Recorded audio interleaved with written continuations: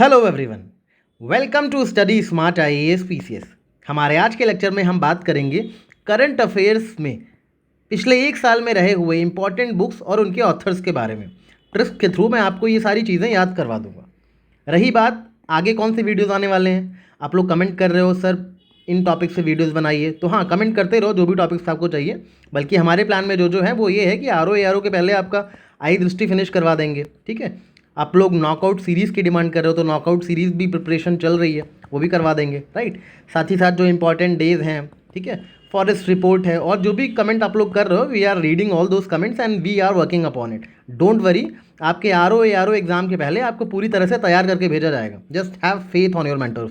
ठीक है, तो अच्छे से पढ़ो और इस एग्ज़ाम में जीत हासिल करो। ज़्यादा शोर शराबा मत बचाओ, चुपचाप पढ़ाई करते रहो। कमेंट्स में लिखो आई विन साइलेंटली, मैं चुपचाप से जीत हासिल करता हूँ। ठीक है, ज़्यादा शोर नहीं, सफलता को शोर मचाने दो। आप लोग शांति से पढ़ाई करो और जीत जाओ। आई विन साइलेंटली ऐसे करके कमेंट करो। ठीक है, आगे शुरू करते हैं इस लेक्चर को। सबसे पहले बात करते हैं मोदीज नीति शास्त्र, द वर्ल्ड हिज ऑयस्टर। किसने लिखा है? डॉक्टर आदिश सी अग्रवाल। कैसे याद रखोगे? मोदी हैं, मोदी की नीति क्या है? मोदी पीएम है तो सिर्फ आदेश देते हैं, सिर्फ आदेश देना आता है उनको। ठीक है, तो वो आदेश दे देते हैं। मोदी की नीति क्या है कि वो आदेश दे देते हैं। ठीक है, देखो इन सारी ट्रिक्स को मैं यहाँ पे लिख करके, ठीक है, आपको पीडीएफ शेयर कर दूंगा टेलीग्राम पे। राइट, पहले अभी फिलहाल यहाँ पे ध्यान से पढ़ लो। Next is win the battle of your mind in the age of social media. Social media के टाइम पे अपने दिमाग से लड़ के आपको जीतना है दिमाग की लड़ाई, तभी तो एग्जाम क्वालिफाई होगा ना। दिन भर सोशल मीडिया पे रील्स देखते रहोगे तो एग्जाम क्वालिफाई कैसे होगा? तो आपको दिमाग से उस जंग को जीतना है।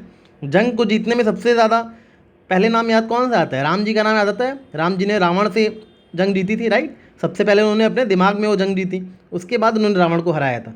तो कोई भी जंग जीतनी है तो आपको राम के मूर्ति के सामने जाके चुपचाप पहले अपने दिमाग को स्ट्रांग बनाना पड़ेगा। राइट, कहते हैं ना कि राम जी ने ही रावण को हराया था, और कहते भी हैं रघुकुल रीत सदा चली आई। तो राम जी की रीत को फॉलो करो, रघुकुल रीत को फॉलो करो, तभी आप अपनी बैटल को जीत पाओगे। ठीक है, रघुकुल रीत, ठीक है, राम जी की रीत को फॉलो करो तो सारी बैटल्स जीत जाओगे, जैसे राम जी ने जीत ली थी।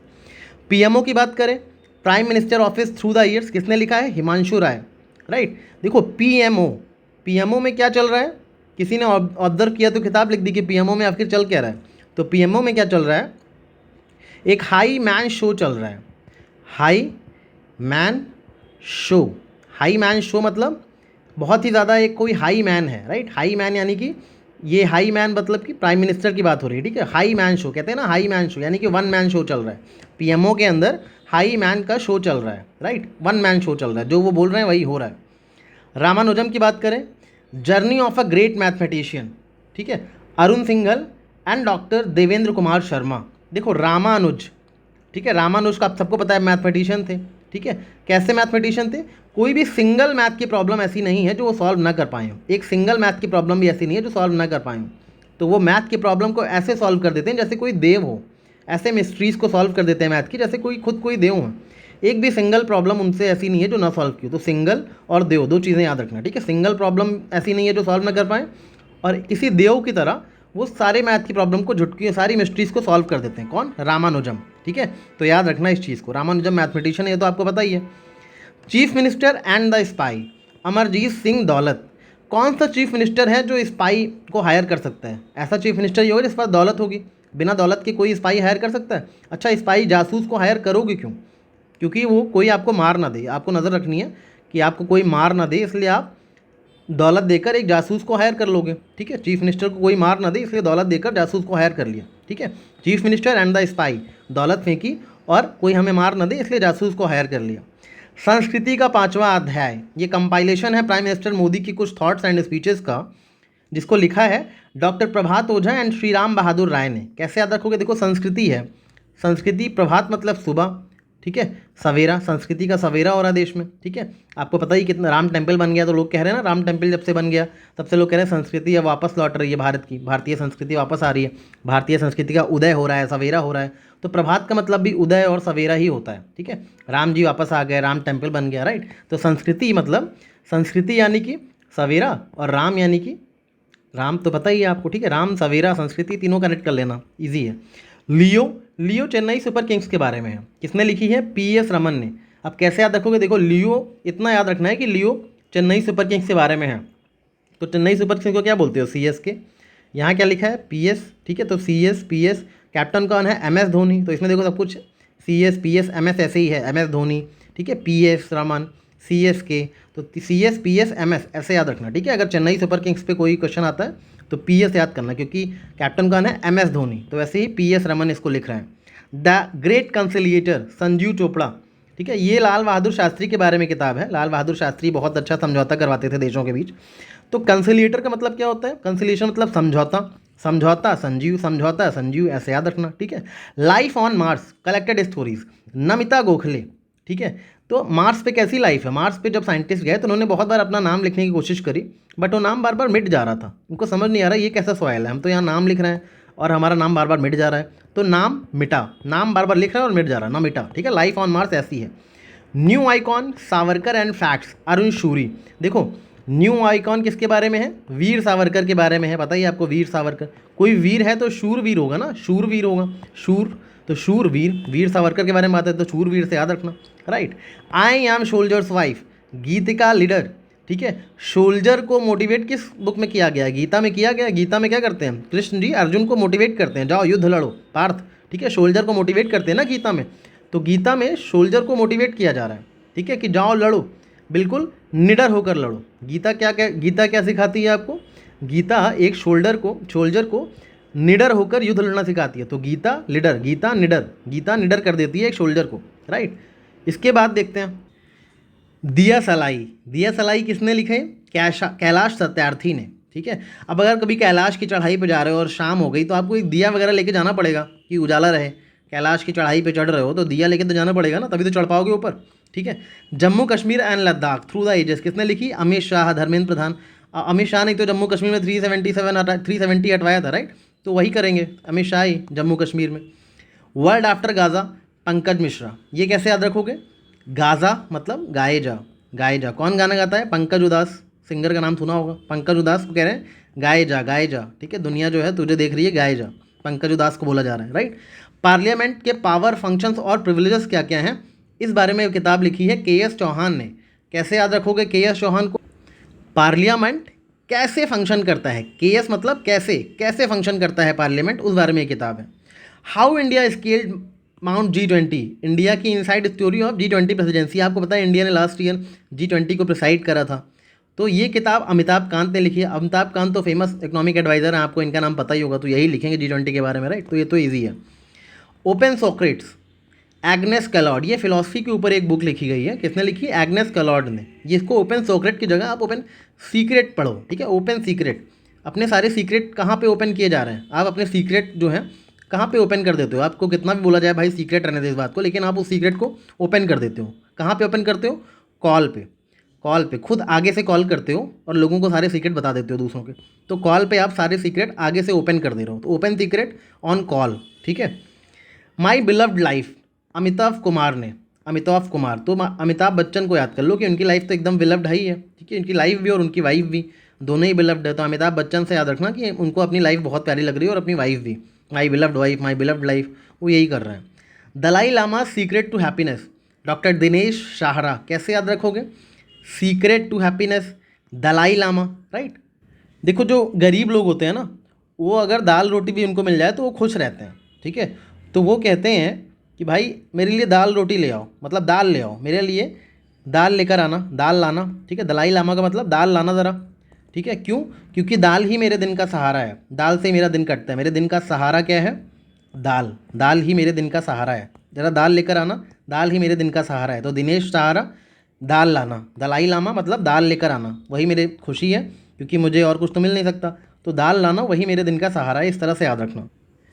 Bring it on, Deepa Malik, कैसे याद रखोगे, देखो देवदास मूवी देखिए, उसमें एक दीप जला के रखती है ऐश्वर्या राय, कहती है मैं ही इस दीपक की मालिक हूँ, ठीक है, कुछ भी ले आओ, ब्रिंग इट ऑन, चाहे आंधी ले आओ, चाहे तूफान ले आओ, ये दीपक नहीं बुझने दूंगी, ठीक है, सिलसिला ये चाहत का ना मैंने बुझने दिया, तो कह रही है ब्रिंग इट ऑन, कुछ भी ले आओ, बारिश ले आओ, तूफान ले आओ, मैं ये दीपक तो नहीं बुझने दूंगी, ठीक है, मैं दीपक की मालिक हूँ, तो बस दीपक की मालिक कौन है, ऐश्वर्या राय, वो कह रही है ब्रिंग इट ऑन, कुछ भी ले आओ भाई, दीपक तो नहीं बुझेगा।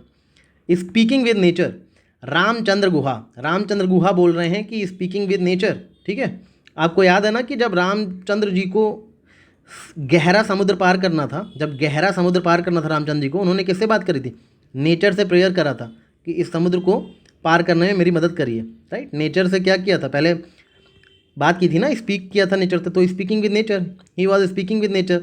मन ही मत, बट जब नहीं माना तो फिर उनको फिर धनुष बाण निकालना पड़ा था कि मैं समुद्र को ही सुखा दूंगा नहीं मानोगे तो रामचंद्र गुहा ने गहरे समुद्र को पार करने के लिए राम जी ने पहले नेचर से बात करी कि कैसे पार करूँ, मुझे रास्ता बताइए।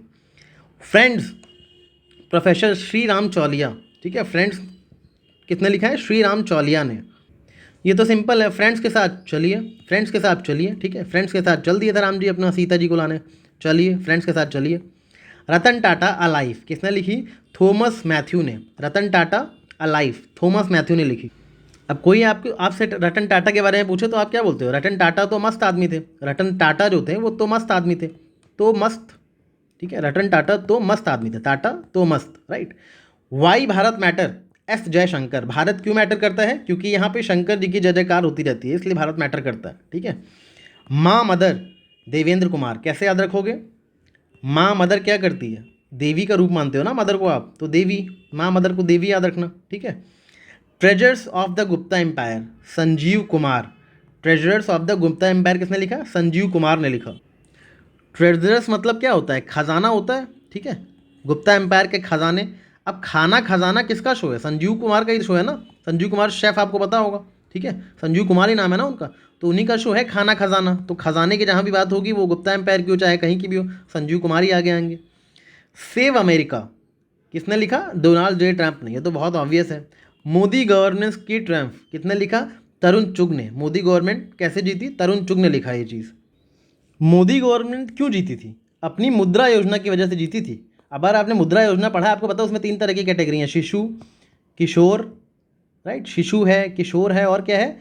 तरुण है। तो मोदी गवर्नमेंट अपनी मुद्रा योजना की जगह रूधी थी, क्योंकि मुद्रा योजना में एक तरुण कैटेगरी भी थी, ठीक है। तरुण कैटेगरी 5 लाख से 10 लाख वालों की, याद है ना कि भूल गया? मुद्रा योजना पढ़ लेना अच्छे से, इंपॉर्टेंट है, ठीक है। शिशु, किशोर और तरुण कैटेगरी, 3 कैटेगरी होती है। तो मोदी गवर्नमेंट इसी वजह से जीती थी, मुद्रा योजना की वजह से, उसमें तरुण कैटेगरी थी इस वजह से। 75 great revolutionaries of India, doctor Bhim Singh. तो याद रखना, भीम पता है आपको? महाभारत वाले बहुत बलशाली थे, राइट। तो वो 75 लोगों को अकेले मार सकते थे। 75 रिवोल्यूशनरीज के बराबर अकेले कौन था? भीम था।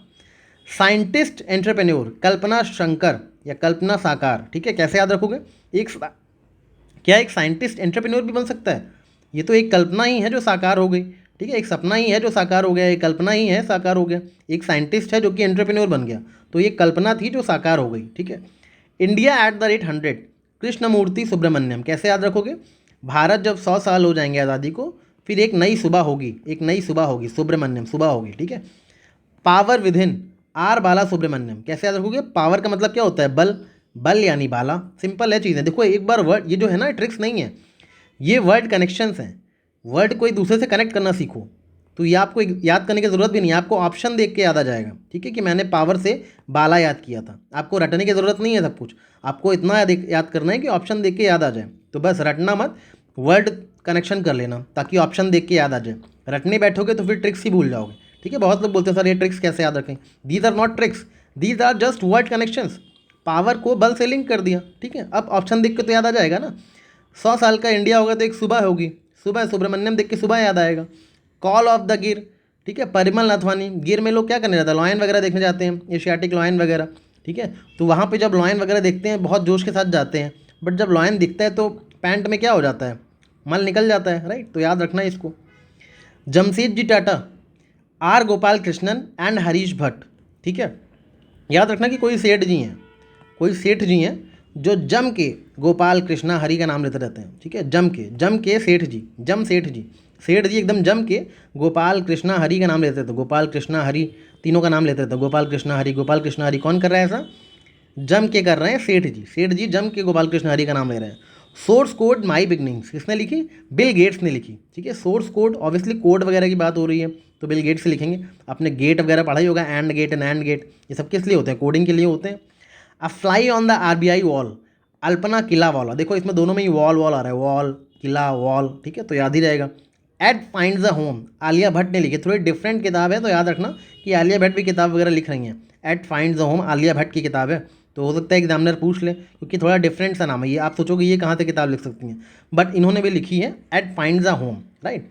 Wings to our hopes Draupadi Murmu ने लिखी है, क्योंकि उनको प्रेसिडेंट बना दिया गया, ठीक है।